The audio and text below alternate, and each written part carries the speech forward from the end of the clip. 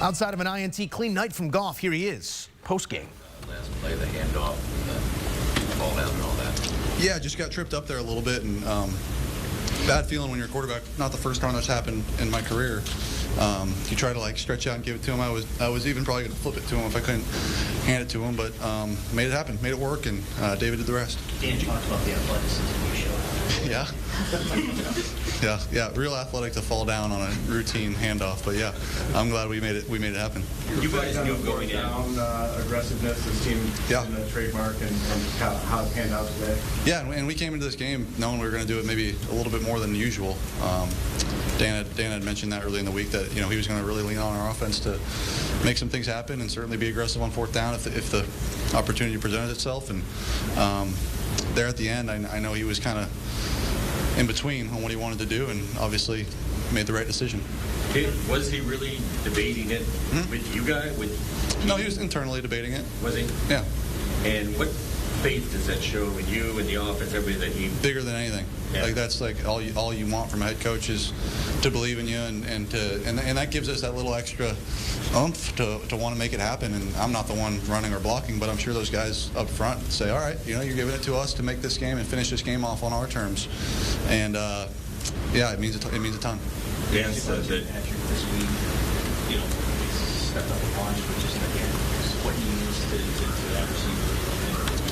Yeah, today seemed like his day down there, certainly in the red zone, and he's been so consistent since he got here, as far as unselfish, blocks, does everything right, and he hasn't gotten a touchdown. What week are we in? 14, 15, whatever it is. Hasn't gotten a touchdown until today, and had 2 of them, and he deserves it, man. He's a stud, and I'm so happy he's on our team. Dan said that despite all the games that you've played, that you would remember this one. Me personally? Yeah. That you would. Yeah. Do you think that's true? And if so, why? Oh, yeah. Circumstances around it, I think. Yeah, it's a division game. It's at home. It's prime time. Told us early in the week he was going to lean on the offense.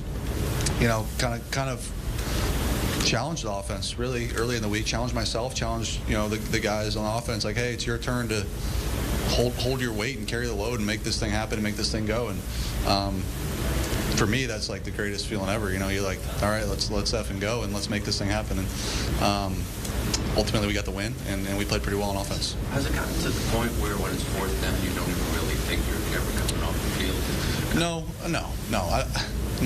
I think he obviously plays that line, of what he wants to do, and but certainly we're aggressive, and that's kind of been our thing for a couple of years. And I think it does change the way teams have to prepare. They have to prepare for fourth down and fourth and short, and have ideas of what they want to do. And I think he's done a really good job of deciding when to go and when not to go. And certainly because it worked, everyone's going to say, you guys are going to say, great call. And if it didn't work, you guys would be crushing them. And that's the game he plays. And that's why he's the guy with the big stones, and we trust him. It feels like these meetings between you and Green Bay just keep getting...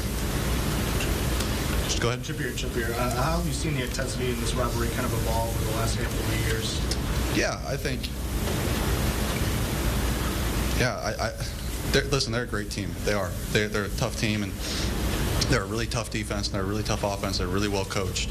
They got a lot of good players. And I think in the last 2 years, we've been able to beat them, a handful of times in a row. And that doesn't mean that, we have like some sort of, magic over them. Like, we've just been able to handle it. And I think that, they're probably frustrated about it, and that's okay. And we want to try to keep beating them, but you tip your cap. They're a good team, and so are we. And I'm glad these games have been very close and very entertaining, and I'm glad we've won them.